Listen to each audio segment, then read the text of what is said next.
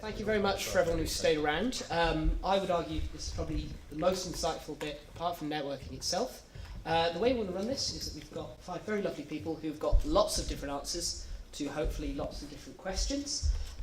We really want to focus on the idea of leadership, as well as to do with careers, of their own experience, ones that you'd like to find out. Don't mind too much, within reason obviously. But again, I'll also be sat on it, not providing quite as much insight, but very much from a student point of view as well. If you think it could be related, that's why I'm here. Any questions, please do. And we'll begin with the first one, whoever would like to start. So, testing, yep, it works. So, I think all of you briefly mentioned or touched on technology being a major factor of how leadership has changed. So, just a general insight, to what extent do you think technology will change leadership and how everything's run in the future? So I can only... Yeah. So from a government perspective, almost everything that anyone wants to publish for citizens to read has to go on gov.uk. And there are a certain number of people in UK government who have publishing rights to that website, and they are all technologists. So any message that goes out to the British citizens on a website has to be put through people with technical expertise as opposed to policy. And that's happened sort of by the back door, because our policy friends didn't really realise that all the citizens would want to access things via websites, first and foremost. But it's given a really fascinating change to who holds power in government and how the civil service works. So I, hand on heart, believe you could not be a future leader of the government from the civil service point of view without knowing how technology works. And that's just from the simple perspective of publishing on websites, but that is only going to grow as our technology gets more and more complicated within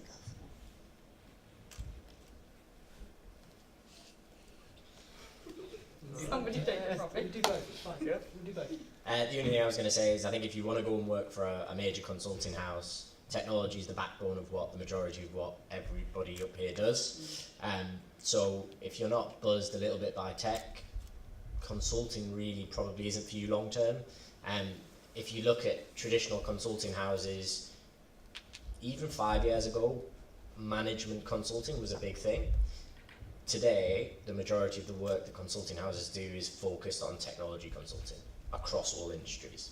So if you want to be a leader, if you want to be a CEO, if you want to be even up to kind of a managing director or partner at one of these companies, you need to be at least thinking about it, interested in it, willing to take it on. Because if you're not, maybe consulting isn't the right kind of route for you. I'm not saying you have to be a tech geek, but you need to at least understand why it's important. Yeah, and I think what I was going to say follows on really nicely from that is that a lot of people in leadership who've been there for 30, 40 years haven't quite got their head around technology yet. So they really look to the people joining the firm who have the skills that they don't. And so if you're able to articulate how it's going to impact them, how it's going to impact their clients, you can get a lot of face time with some very important people. And so I think the power shift has changed quite a lot because of technology, because people are waking up to the fact that the generations 2 below them are the ones that have all the knowledge. So you can definitely use technology to your advantage in that respect. I also would like to touch on that. More from our point of view, coming from us, you can start very early. For us, we very much talk about the changing times. I'd say from a student point of view, we can be that changing times. Going just from what we use at YCC, we're using tech quite regularly for all of our decisions. Those that have previously been consultants know what I'm on about, but also those that don't, it's trying to get the best, most informed decisions. And that is a brilliant way of showing it, particularly as the ones we deal with are ones that are not necessarily as tech savvy as some of the major firms, but it's very good to appreciate very much the change in that everyone is getting there, and it is very slow, but those are understanding it. Being able to engage it from both sides is incredibly important. Next question, please. Yes. So I was just considering for like recruiters, or when you recruit people, how do you differentiate? Because today it's so easy to like self-brand yourself. So to put like, maybe you've been to society once, but you put on your LinkedIn that you go every week and you're so ambitious and you do this and that. Now, how do you differentiate between people who are being genuinely ambitious and really want to achieve something to other people? Because I feel like that is maybe like what stresses students when they apply for jobs, that they don't feel like they maybe are fairly judged, or is a lot of competition in that sense. Do you get my question?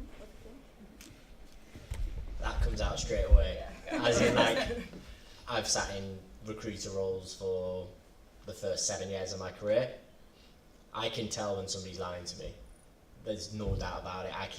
I can judge whether you're being serious about what you're telling me, about what societies you've been part of, because you will speak with passion about it, because that will buzz you. Why on earth would you be part of a society and play an active role in it if you weren't interested in it? So if you can't talk passionately about something like that for a few minutes without me having to prompt you, you probably didn't do it. The other thing is, recruiters are pretty smart and they're pretty switched on. If you think about Accenture, we get the latest experienced hire numbers, so minus early talent, so minus graduate and all that kind of stuff. We've got 50,000 applications in 6 months of our financial year. Recruiters are pretty good at whittling that down to hiring 1,000 people. So that's like 2%. So they're pretty good at being able to judge people and read people. You definitely have to be on it with your like psychological reading of people. We're trained quite heavily around interviewing techniques and styles. So I wouldn't worry about people misleading recruiters, because I think they're pretty on it. Particularly at the big companies. You might probably get away with it where you don't have a formal assessment process and we're a small startup, but within the big companies it's pretty stringent. I don't know if anybody wants to add anything to that. Yeah, so I suppose I come from the SME, so I don't come from sort of big recruitment processes where it's very integral. It's very much on a person-to-person basis. It's based on your network, so again, it's going to come out in the wash. That if you're applying to an SME, it's going to be through your network. They're going to ask their network, do they know you? Are you involved with the societies, with the claims that you're making? They can do a little bit of digging, as all you should do. I think it was a really good point to actually dig into the company that you're looking to work for, have that curiosity, go and like research it, because they will do the same to you. Yes.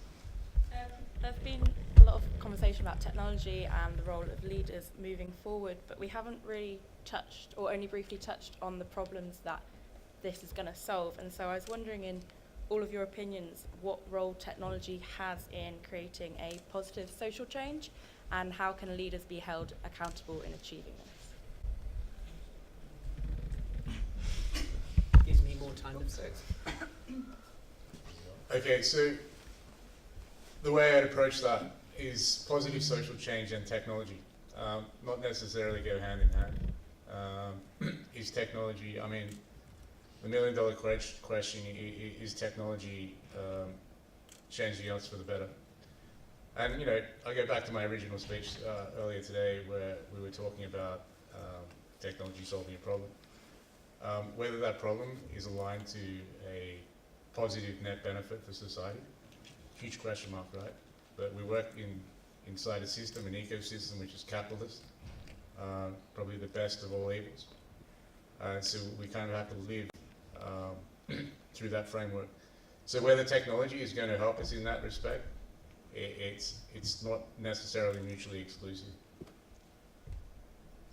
So if I just think about it from a talent perspective and how we work on it at Accenture, looping into what Charlotte does and what Charlotte spoke about earlier, which was brilliant, is around diversity and how we get more diversity into the workplace and what a societal challenge that is, because it is a really big challenge for big business everywhere. And technology is enhancing Accenture's recruitment process by stripping names, degrees, everything off CVs. And that technology is then firing out some tests for specific roles, just specific areas in our business, to really understand if people are going to be suitable. Those test results are then being broken up, so you might have 5 questions. Those questions are being broken up and sent to different parts of the business to analyse, and then are being put back together. So technology is trying to support our efforts in creating a more diverse workforce in society, particularly for big businesses like us. The company's called Applied, if you want to have a look at them. They're really cool, they're working with a lot of big companies, and they are supporting efforts like that. I think more on the ground stuff that I've seen in the news recently, just one thing to call out is, I think it's in Manchester, they're trialling for homeless people, because people aren't carrying as much cash, so aren't giving as much to people who are homeless, and also to try and make them safer and more secure. They are putting cash touch point sites around the city where, as you're walking, is it London? Yeah. As you're walking past, you can just stick a quid on and it will just tap off and it will go into a fund which will support homelessness. Now that's a kind of real good technology usage across society. Is it going to be there in the next few years all over the place? Probably not, but these are things that are step changes towards getting there, I think. I think the point you made about names is really important. Was one thing I was going to mention earlier is that there was a study that was released a few days ago that said if you have what is perceived in the UK to be a foreign name, you have to send out, I think, 3 times as many CVs. And there was also a very famous study done with gender, and I think they changed the name from Harriet to Henry on CVs, and they sent them out to people of both, recruiters of both genders, and asked them to assess them on competence. And even the women rated the women with exactly the same CV as the man as less competent. So the bias is... Can I just touch on that? That's actually a really good point. So what technology can do is replace a human in selection criteria. So what technology can actually do is make it more objective and less subjective. So take out that human bias, because there's natural human bias, and that's basically what you're touching on. Yeah. Which leads on very nicely to what I wanted to say, which is a lot of the work that I've been doing recently is around digital disruption and how this can have a very positive effect and negative effect on the gender digital gap.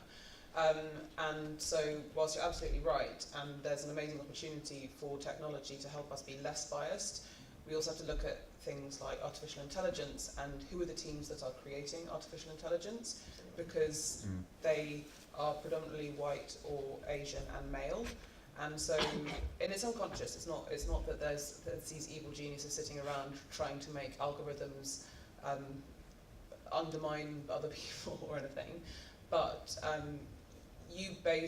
it's the same for all of us. Everything we do, we use our own experiences, and so if you have a room full of homogenous people creating an algorithm that are drawing on the same data sets that are also created by that homogenous group, the algorithms you get are not going to be particularly helpful, and it takes a long time for people to identify biases within these algorithms. And there's an example, I think Google did a facial recognition one that that identified black people as chimpanzees, and they couldn't actually fix the code. So in the end, they just took that as an option out of the algorithm, because once the algorithm is out there, it's very hard for them to sort of unpick it.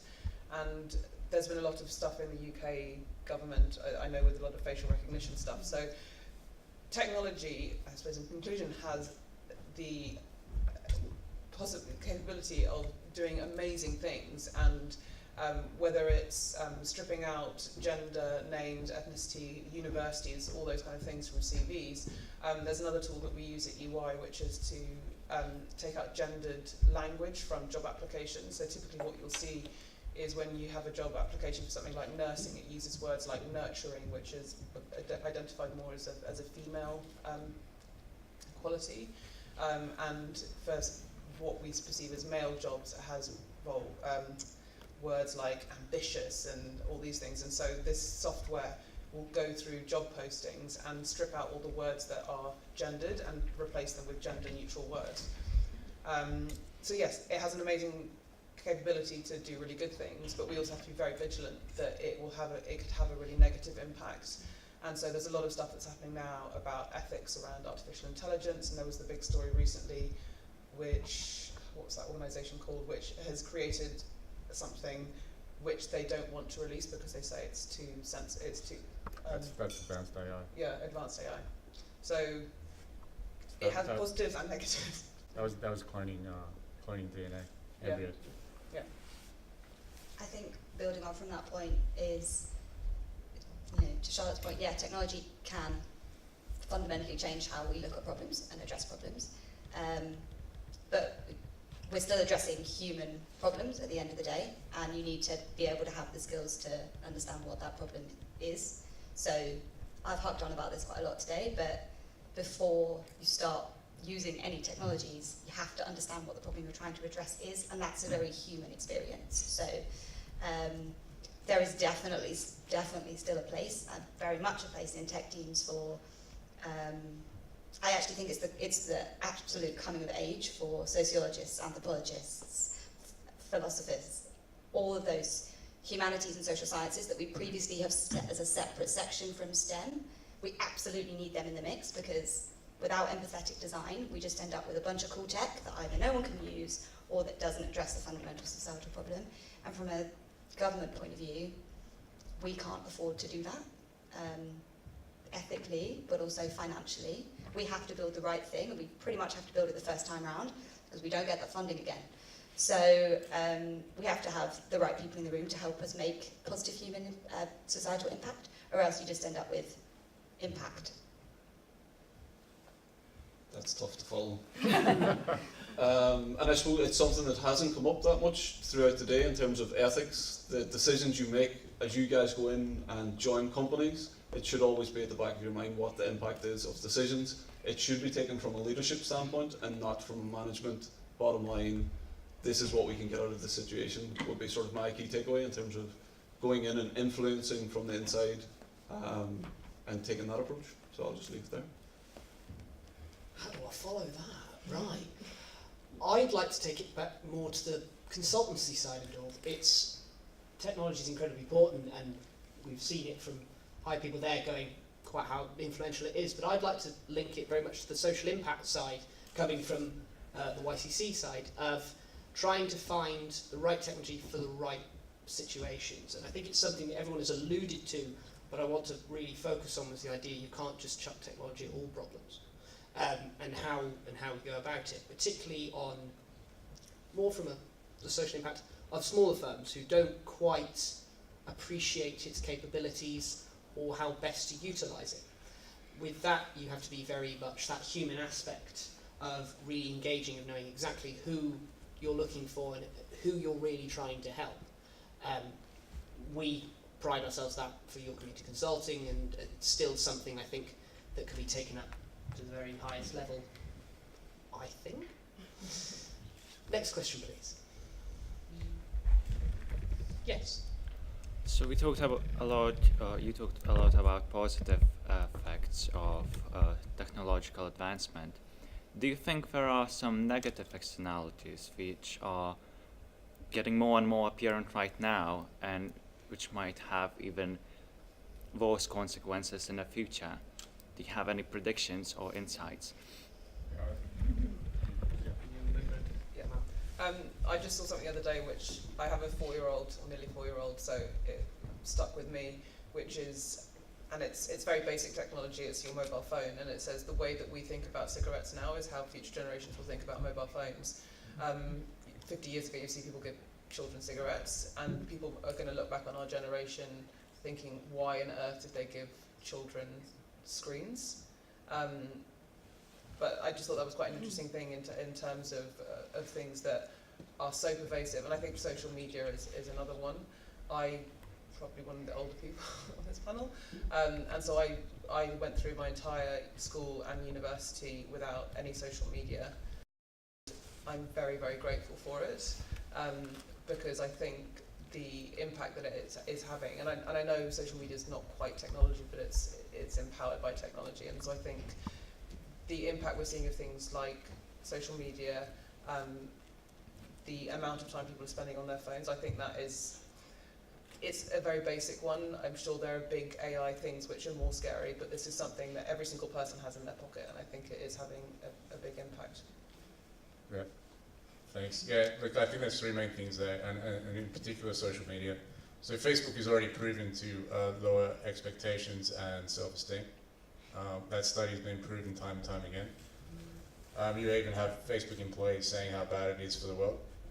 So technology is negative there for me. In terms of drones, Russian government is already testing, and I think the US government is already testing military drones, grade drones, and they're questioning whether they can now produce drones that don't shoot without autonomy. So what that means is someone's going to have a remote control like you have with your Nintendo and start shooting people. That technology is already there. It's just not. It hasn't come out yet. And of course, the one we touched on in terms of DNA embryos, so cloning of humans. You know, the Chinese are already starting to do that, trial that.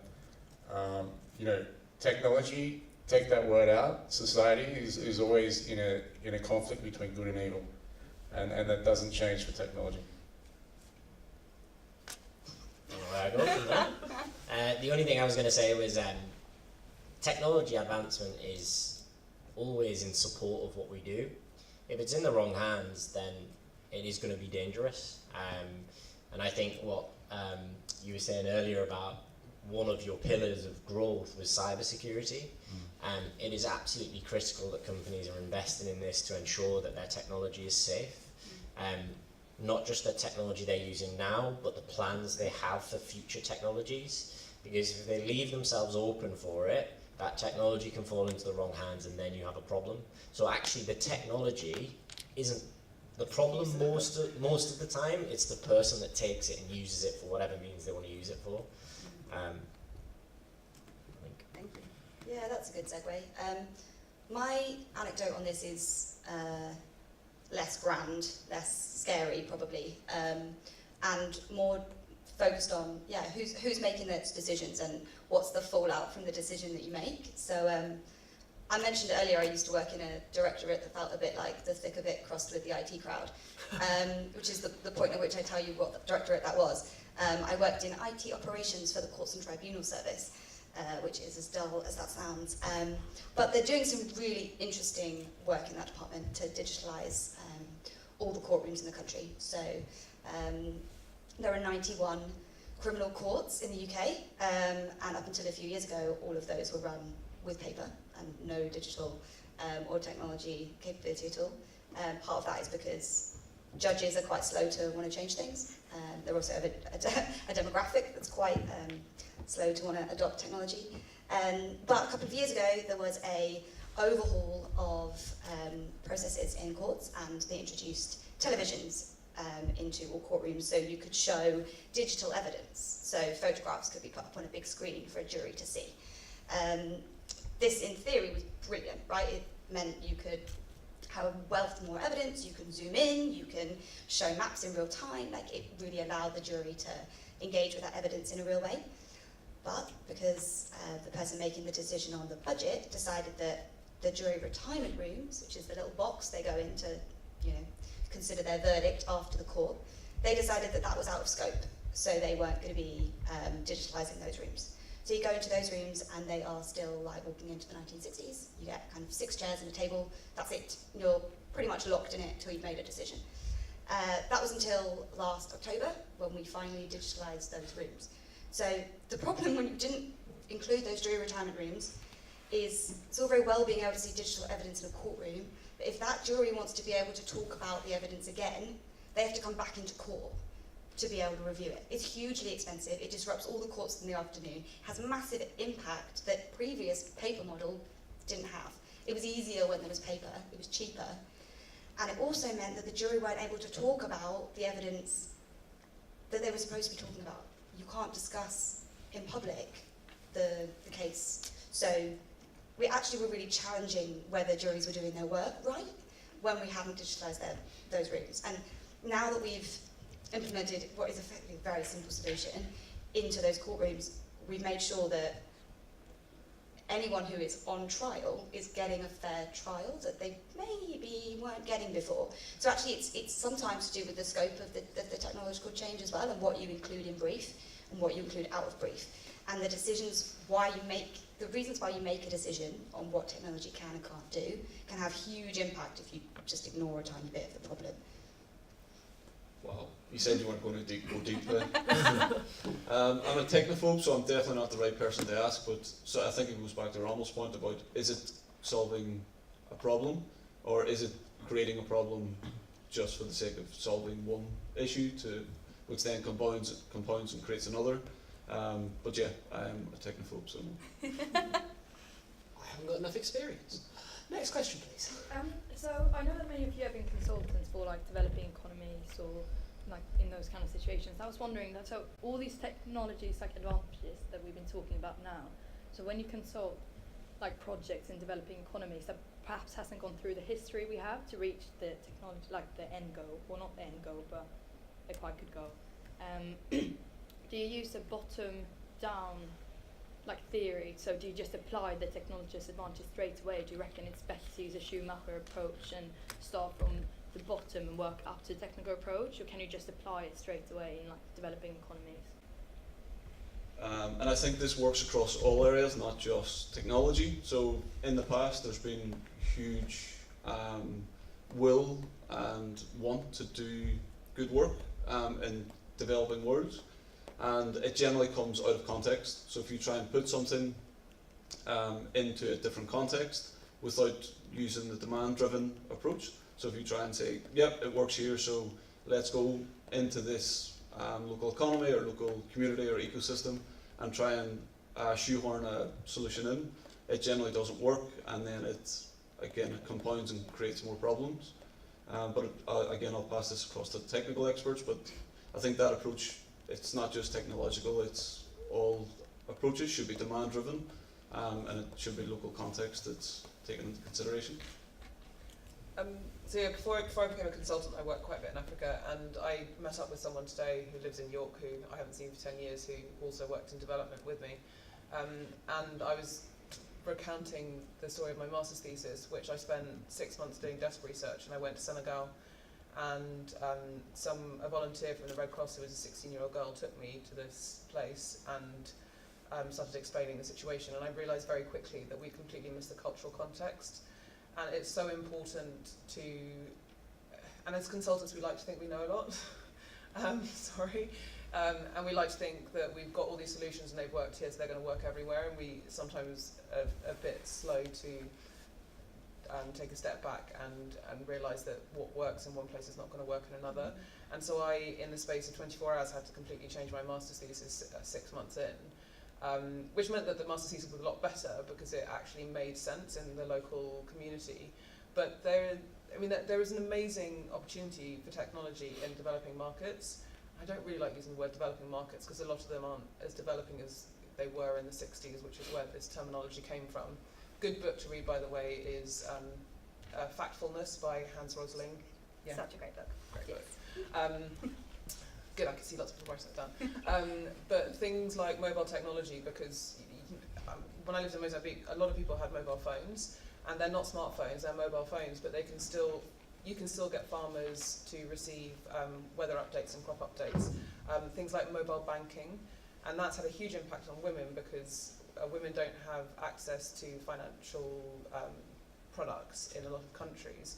And so things like mobile banking, it's not the mobile banking that we know, but through a old school phone they can still access financial products. So EY has this great program which used to be called Enterprise Growth Services, it's now called Ripples, where we send our consultants to places in sub-Saharan Africa and Asia to put their consulting skills to use in, I think Eleanor knows about this because we told her all about it last year,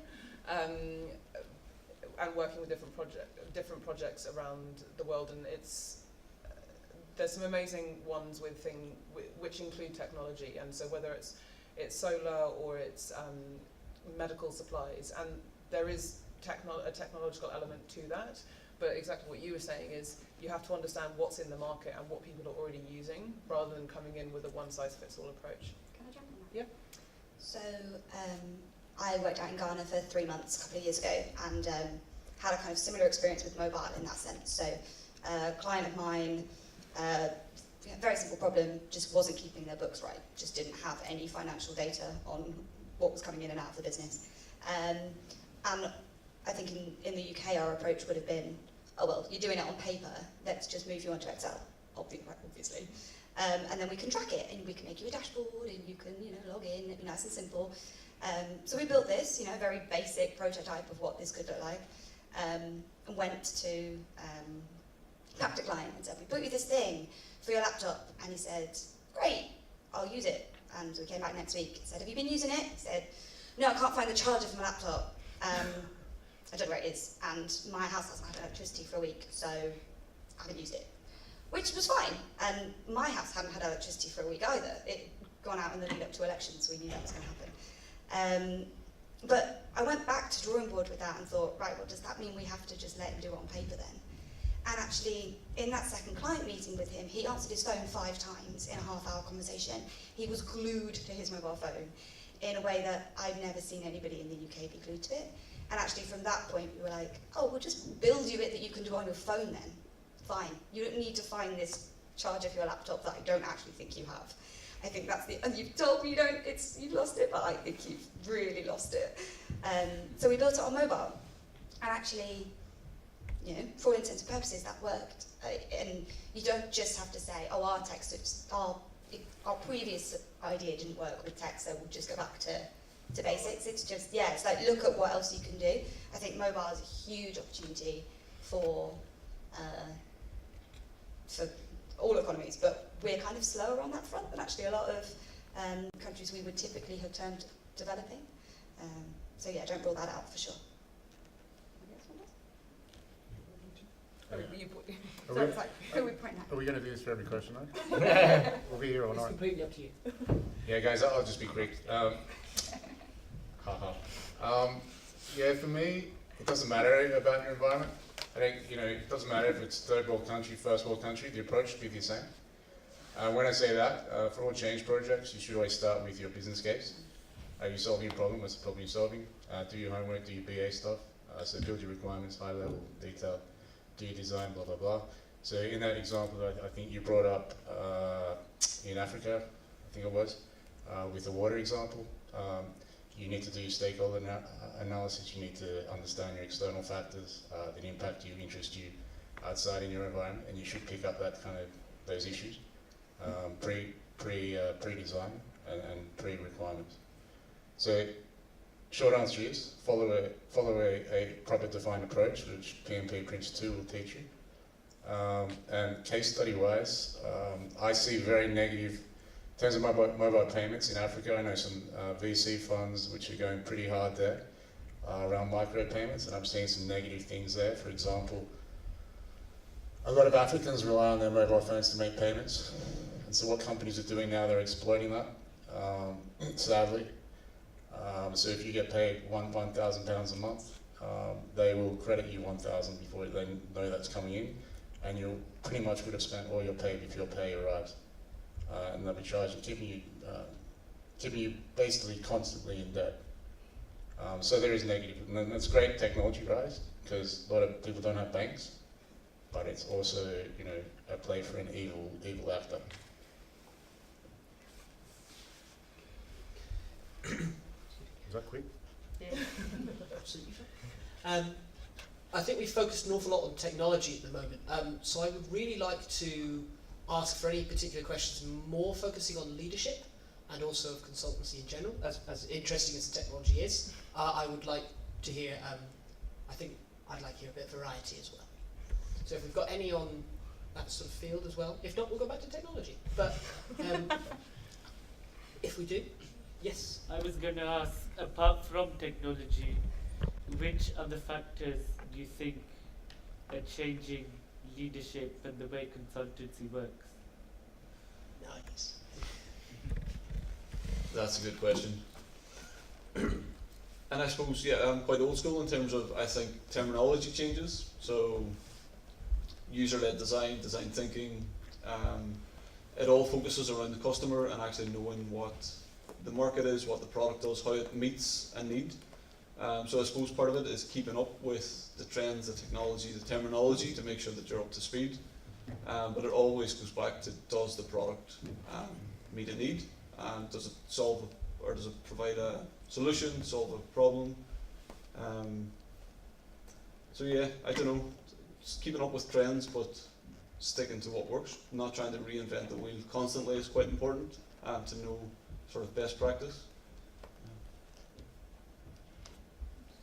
Was your question, what else is changing aside from technology?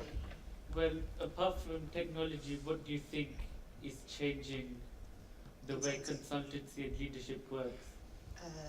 Well, from a government point of view, there is the other elephant in the room. The major thing that is changing the way government is working is EU exit. Everything is centred around how do we restructure society in that sense. And that's true for all the civil servants, but also all the consultancy teams working in government.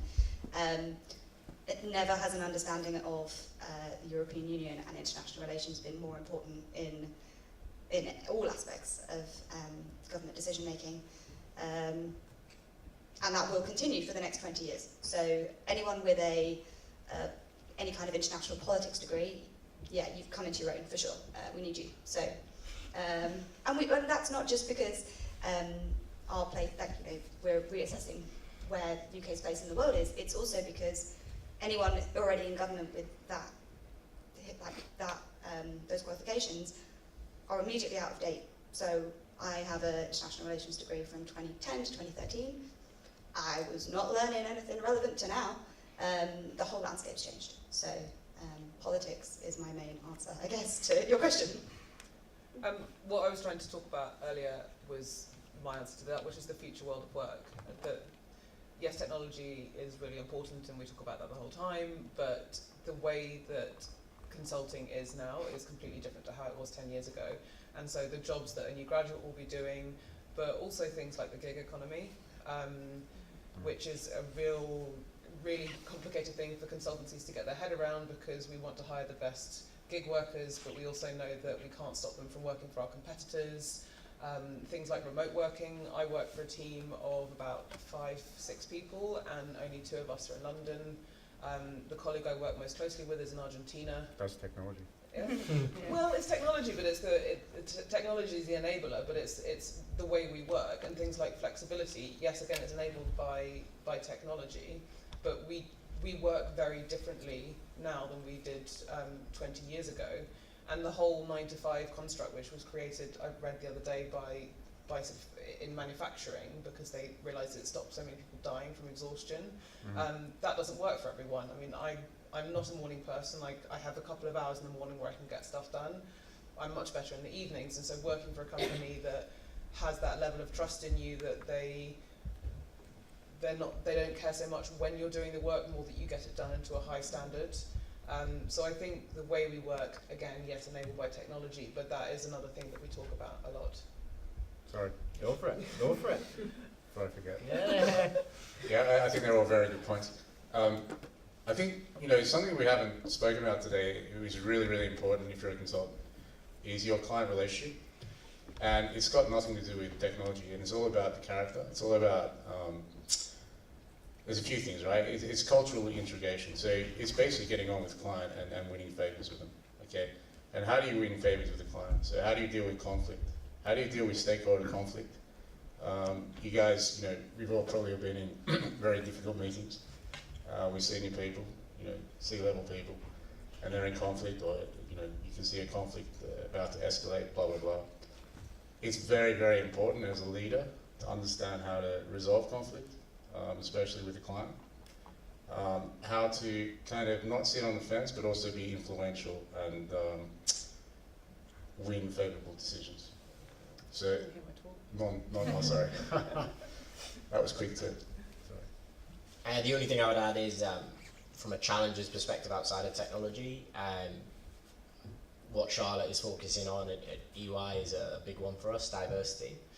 And if you go away and read some government research, it will tell you that 17% of the technology market, which I know we're not supposed to be talking about technology, but 17% of that market in specific is female right now. You have companies to my left, to my right, and myself definitely, with targets around diversity in terms of bringing diverse people, diverse workforce into our relative companies. Now, unless there is a grassroots fundamental shift, it is very difficult for companies like the big ones around to get to a 50-50 level playing field when you're operating in markets that are 17% female, for example. Companies would have to triple perform the market to be able to deliver that and also retain the talent when they get it. So it's really difficult, and I see that being a serious challenge for organisations outside of technology until we fix things at a grassroots level. And when I say grassroots level, I don't mean university school level, I'm talking about primary school, you know, giving people opportunities to do what they want to do. So that's probably the big one for me. Does anyone know when gender bias starts? At what age children start getting? Quite young, I would think. Huh? Quite youngish. Anyone throw out a number? 4 or 5. 4, 5. It's in the womb. I'm not kidding. Minus. I'm not kidding. Minus 6 months or whatever. It's because, and it's not obviously the child, but it's the way a parent who knows the gender of their child will interact, or other people will interact and with the unborn child based on their gender. And so, I mean, I've worked in gender now for 4 years. I have a 4-year-old son. You would think he'd be amazing. He told me the other day that I couldn't come to his birthday party until I'd done the laundry. And I know I really try and encourage no gender stereotypes in my house, but it is really, really hard. And I completely agree with what you're saying, that it's a grassroots, but it also has to be a leadership decision. And I know I'm talking about gender, and I know that's not the only type of diversity, so excuse me for that, I'm aware of it. But with things like the promotion process, and I've heard stories from EY, and I'm sure it happens in every single company. EY's got 270,000, so it's not that it's representative, but a partner that I really, really rate was saying that he was in a promotion panel, and there was a female senior manager who was up for partnership, and they went through all of her proposal, her sales, her client relationships, pipeline, leadership style, all this stuff, and apparently she was just stellar, but the other male partners in the room kept saying, yeah, but you know, the way that she forms team is not really as good as we like. Whereas the male candidate, who was also up for partnership, they kept talking about potential. And so women get judged a lot more on performance, whereas men get judged on potential. And so a lot of this is unconscious, but you need someone like this partner that I really know to turn around to the room and go, can you hear what you're saying? You've got 2 candidates where one is better, but you're judging her on something else. So until we get that top down as well as the bottom up, we're going to be screwed as well. So we resolve that at Capco through an independent, we always have an independent assessment, either 1 or 2 people who have nothing to do with any type of promotion case to assess the situation independently. So that's how we try and get around it.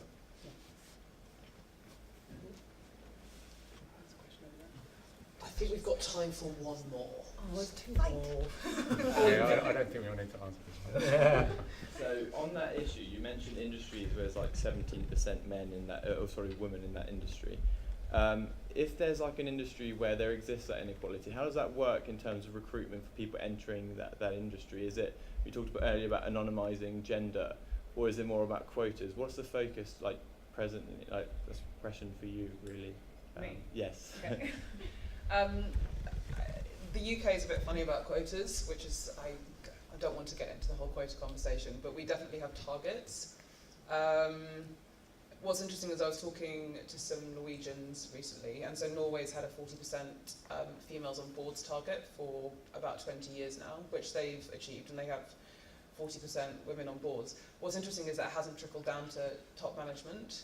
So I'm not saying that therefore quotas don't work, but I think targets are, everyone has targets, but like I was saying, if you've only got 17% of graduates with the skills that you're looking for who are women, you get companies like EY and Accenture and PwC and everyone who is really going for those females because they want to have that target, and so you become very competitive in your recruitment strategy, and you have to offer a lot to get those people in. But which is why, I know I didn't really answer the earlier question about how early it starts, is we have to look younger, and I'm not saying EY, I'm just saying generally society, we have to start younger at getting more people interested in STEM. But I think you raise a really interesting point around STEAM, or as it's sometimes called, is you don't have to work in technology or in any kind of STEM things to have a career in STEM. And we're so fixated on like you need these technical skills, but as someone was mentioning earlier about the social skills that you need. I know I'm not really answering your question. It's really hard to ask. It's a combination of quotas. It's a combination of aggressive recruitment strategies where we really focus on trying to get those 17% of women or from that cohort into the company. Sorry. It's interesting because positive discrimination is real. It exists, and as a talent leader, I guess, you need to train your people to understand that it is there and that you need to be hiring the best person for the job. That is the fundamental ask of any recruitment professional. You identify the best person for the job and you secure them. That is it. No matter what demographic or anything else, that is the fundamental question you need to ask yourself. The challenge with the 17% is when you put a quota on an experienced hire recruitment team. So because they are fishing in that 17% pool, you will get 17% out if you're being fair and honest and it's the right percentage. So what you need to do is, we need to be, which was my point earlier, and I understand it's not just grassroots, but we need to be trying to support people in their opportunities.